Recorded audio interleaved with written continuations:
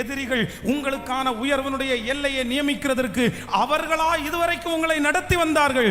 உங்களையும் என்னையும் நடத்தி வந்தவர் பரமராஜா, பெரிய ராஜா. அவர் ஓங்கிய புயத்தினால் நடத்தி வந்தார். சத்துருடைய கையிலிருந்து உங்களையும் என்னையும் விலக்கி கர்த்தர் மீட்டு எடுத்தார். அவருடைய சொந்த இரத்தத்தை சிந்தினார். அவர் இன்றைக்கு மூன்றாவது நாள் வாக்கு கொடுக்கிறார். நான் உன்னை பூமியின் தூளை போல, வானத்து நட்சத்திரங்களை போல, கடற்கரை மணலை போல. ஆமென், ஆமென்.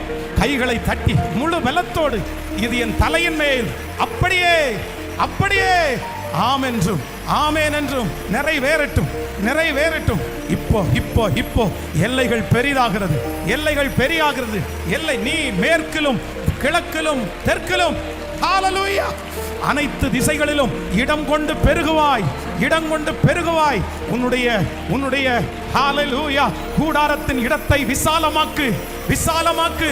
எஸ் எஸ் நிறைய பேர் மேல அந்த அனாயிண்டிங்க கர்த்தர் இப்பொழுது அந்த அபிஷேகத்தை இப்பொழுது ஊற்றுகிறார். தடைகளை தாண்டி, தடைகளை தாண்டி. ஓ வல்லமை, வல்லமை, வல்லமை, மகிமை, மகிமை, மகிமை. இறங்கட்டும், இறங்கட்டும். தேவனுடைய வல்லமை, தேவனுடைய வல்லமை, தேவனுடைய வல்லமை.